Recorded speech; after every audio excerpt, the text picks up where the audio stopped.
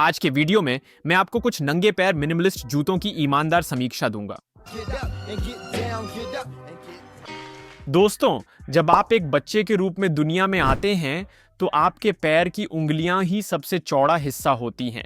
पर जैसे जैसे हम बढ़ते हैं, हम नाइकी या रीबॉक जैसे जूते पहनते हैं जिनकी अंगूठे की जगह संकरी होती है, और आपकी जानकारी के बिना यह आपके पैर की बनावट बिगाड़ रहा है। इसके कारण गठिया और टेढ़ी मेढ़ी उंगलियों जैसी समस्याएं पैदा होती हैं। प्लांटर फैसियाइटिस और अक्सर पैर की स्थिरता में समस्याओं का कारण बनता है। हाल ही में नंगे पैर के मिनिमलिस्ट प्रकार के जूतों का चलन बढ़ा है, जिनमें वास्तव में एक बहुत चौड़ा अंगूठे वाला बॉक्स होता है और जो एक पैर की तरह दिखते हैं। आज मैं आपके सामने इन 4 जूतों की ईमानदार समीक्षा प्रस्तुत करूंगा और इसकी तुलना नाइकी और रीबॉक जैसे अत्यधिक लोकप्रिय जूतों से करूंगा। हम इसकी तुलना शू लाइनर टेस्ट से करेंगे। बस अपने जूते का इंसोल निकालें, फिर उस पर खड़े होकर देखें कि आपका पैर कैसा दिखता है। और मैं प्रबल रूप से चाहता हूं कि आप सच में इसे घर पर मेरे साथ आजमाएं और करके देखें। नाइकी का उदाहरण लेते हैं। ये एक बहुत ही प्रसिद्ध जूता है। एयर मैक्स देखें, ये कितना संकरा दिखता है। ठीक है, अगर हम इंसोल को निकालें और उस पर खड़े हों तो आपको अपने पांव की अंगुलियों को जितना संभव हो उतना फैलाना है। यह परीक्षण मैंने रे मैकक्लानहन से सीखा है।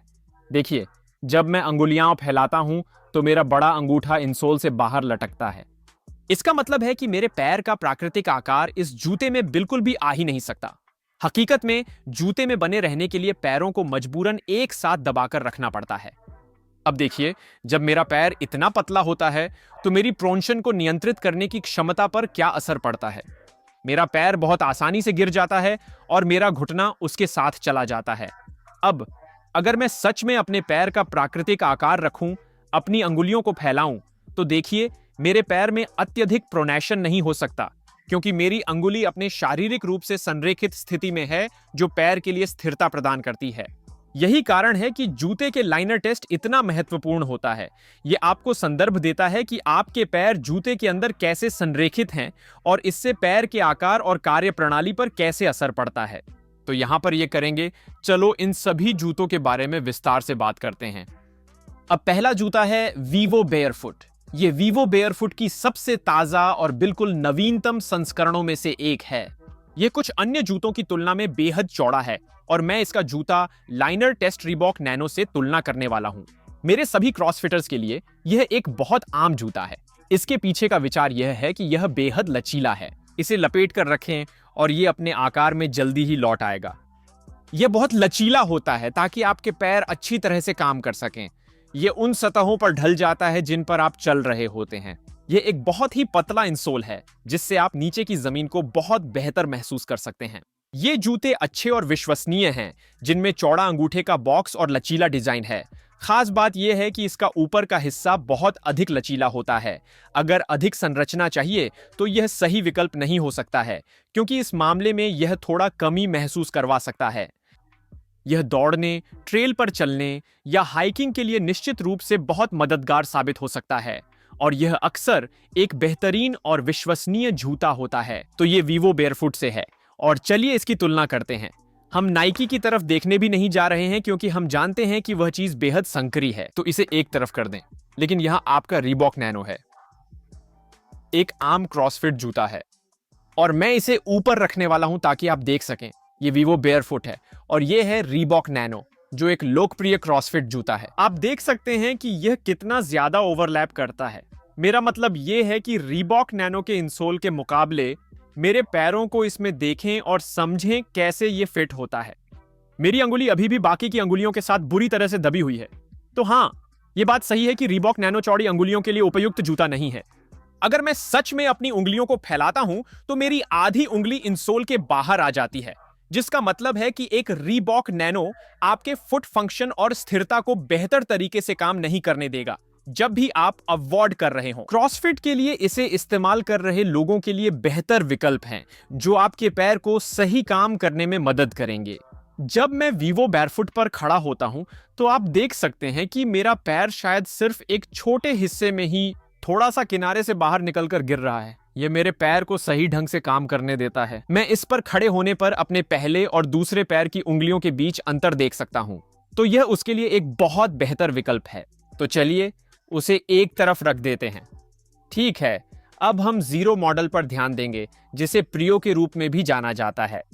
मुझे इस जूते की खासियत यह लगी कि यह शानदार दिखता है और इसकी ऊपरी एड़ी में अधिक गद्दी भी है, जो इसे आरामदायक बनाती है। और जिस तरह से फीते डिजाइन किए गए हैं, उससे यह एड़ी के कप को शायद आप कहेंगे थोड़ा और ज्यादा मजबूत कर सकता है। यह कई लोगों के लिए शानदार संक्रमणकालीन जूता है, खासकर उनके लिए जो फंक्शनल फिटनेस जूते पसंद करते हैं, क्रॉसफिट जूते की तरह। मुझे वास्तव में पसंद है कि यह अभी भी बहुत चौड़ा है, और वास्तव में यदि आप इन दोनों जूतों के शू लाइनर की तुलना करें तो आपको ध्यान में आएगा कि वे लगभग एक जैसे हैं तो बॉक्स के अंदर। अब आप यह कह सकते हैं कि वीवो जूते के मध्य भाग में थोड़ी अधिक चौड़ाई मौजूद है, जो इसे अलग बनाती है। और जहां तक इंसोल की बात है, शू लाइनर टेस्ट लगभग एक जैसा है। जब यह टो बॉक्स क्षेत्र को देखता है तो फिर से दोनों ही बेहतरीन विकल्प होंगे।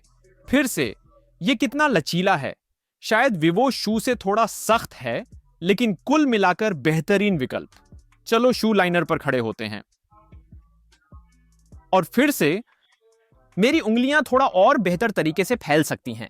अगर मैं बाईं ओर बहुत अधिक फैलाता हूं तो वे थोड़ी लटकती भी हैं। तो आदर्श रूप से मैं ये जूता थोड़ा चौड़ा चाहूंगा, लेकिन लगता है कि ज्यादातर लोगों से मेरे पैर की चौड़ाई ज्यादा है। यह अधिकांश के लिए शानदार जूता होगा, फिटनेस के लिए बेहतरीन ट्रांजिशन जूता। उनके पास जूते का लाइनर है, शायद लगभग 2 मिलीमीटर मोटा, और फिर यहां शायद 4 से 5 मिलीमीटर का सोल है। तो मिट्टी पर अच्छा पकड़ देता है, इसलिए ये दौड़ने, हाइकिंग, वर्कआउट करने, आपके वार्ड, ऐसे किसी भी काम के लिए बेहतरीन जूता है।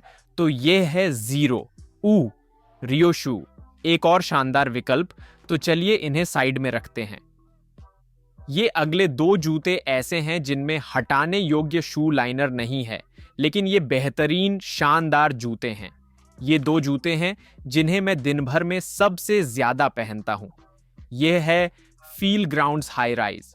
फील ग्राउंड्स हाई राइज अब तक का सबसे सुंदर कैजुअल बरेफुट जूता है जो मैंने देखा है। ये जूते इतने स्टाइलिश लगते हैं, मुझे ये जूते बहुत पसंद हैं।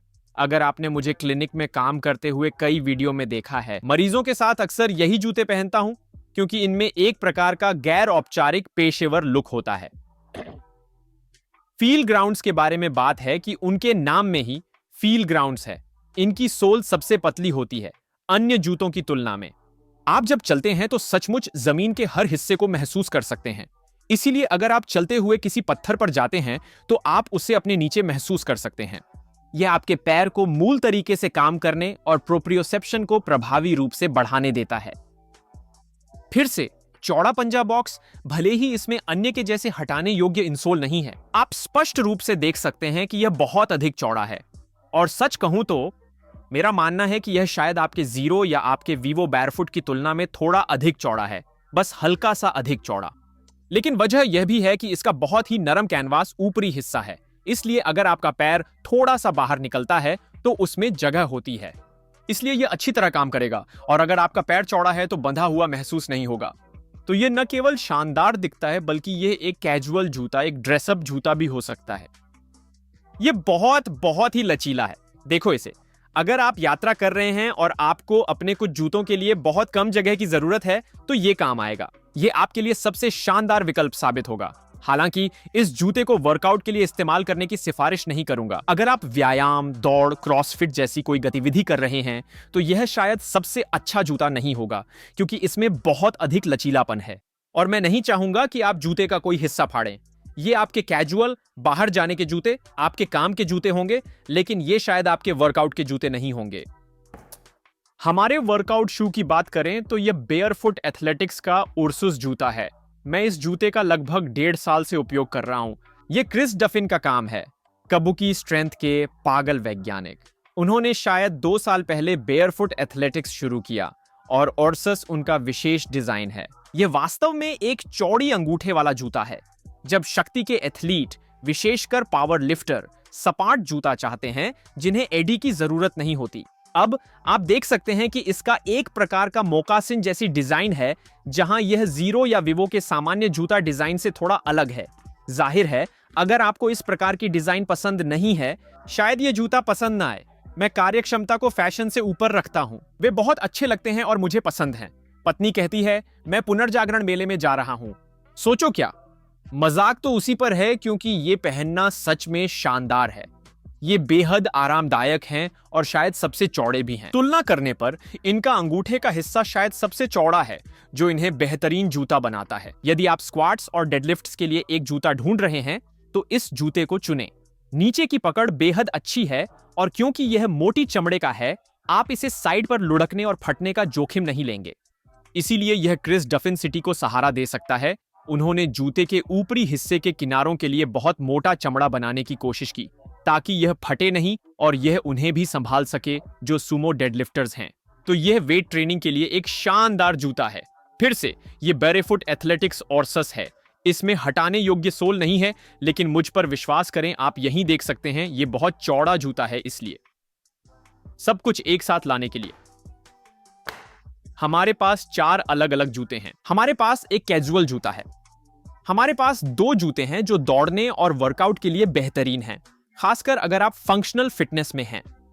मेरा मानना है कि इसमें एडी के लिए थोड़ी ज्यादा पैडिंग है, जिससे पैर ज्यादा हिलेगा नहीं, लेकिन फिर भी आपके पैर के अंगूठों को आराम से फैलने के लिए जगह मिलती है। चलने, दौड़ने, कैजुअल पहनने के लिए बिल्कुल उत्कृष्ट और बाहर जाने पर भी काफी अच्छा दिखता है। और फिर आपके पास यहाँ एक ताकत उन्मुख जूता है। तो इनमें से हर एक वर्तमान में बाजार में मौजूद विकल्पों की तुलना में बेहतर साबित होंगे। दोस्तों, बात यह है कि पैर को ठीक से काम करना चाहिए ताकि शरीर आसानी से हिल सके, और इसके लिए पैर को फैलने की जगह देना जरूरी है। कई बार हमें इन बड़ी कंपनियों द्वारा कहा जाता है कि ये जूते आपके एथलेटिक प्रदर्शन के लिए सबसे बेहतरीन हैं, लेकिन वे शरीर विज्ञान की सही समझ नहीं रखते। आपके पैर की बायोमैकेनिक्स में उंगलियों को फैलने देना जरूरी है, इसीलिए इन्हें खरीदने की सिफारिश करूंगा। अब महत्वपूर्ण बात यह है कि अगर आपने कभी ऐसा जूता नहीं पहना है तो आपको इनके प्रति धीरे धीरे बदलाव करना चाहिए। सिर्फ एक जोड़ी फील्ड ग्राउंड न लें और उन्हें 8 घंटे रोज पहनना शुरू न करें। इसके साथ धीरे धीरे जाएं, क्योंकि अगर आप ऊंचे कुशन वाले जूते से सीधे फ्लैट नंगे पैर जूते पर चले जाते हैं और इसे लेकर पागल हो जाते हैं तो आपका पैर चौटिल हो सकता है, क्योंकि यह इसके लिए नया है। यह इसके लिए तैयार नहीं है। आपको कुछ नियम चाहिए। मेरी सलाह है कि नए जूते रोज 30 मिनट पहनें और फिर धीरे धीरे इसे हर दिन या हफ्ते में बढ़ाएं, ताकि पैर आराम से समायोजित हो सकें और किसी असुविधा से बचें। शायद 30 मिनट तक पहने, जब तक कि आप इसे पूरा समय पहनने नहीं लगते। अगर आप धावक हैं तो मैं नहीं कहूंगा कि आप 10 मील दौड़ने जाएं। नंगे पैर जूते में अगर आप नए हैं, अगर आप नाइकी, A6 या ब्रुक्स में दौड़ते हैं जिनमें अच्छा कुशन होता है, मैं शायद 1 मील दौड़ता और फिर बाकी समय दूसरे जूते पहनता और धीरे धीरे महीनों में इस तरह के जूतों की आदत डालता। ठीक है दोस्तों, आज बस इतना ही बिना जूते मिनिमलिस्ट जूतों पर। उम्मीद है आपको ये अच्छा लगा और कुछ नया सीखा। सवाल हो तो नीचे कमेंट में बताएं। अगली बार तक दोस्तों, खुश रहो और स्क्वाट करो।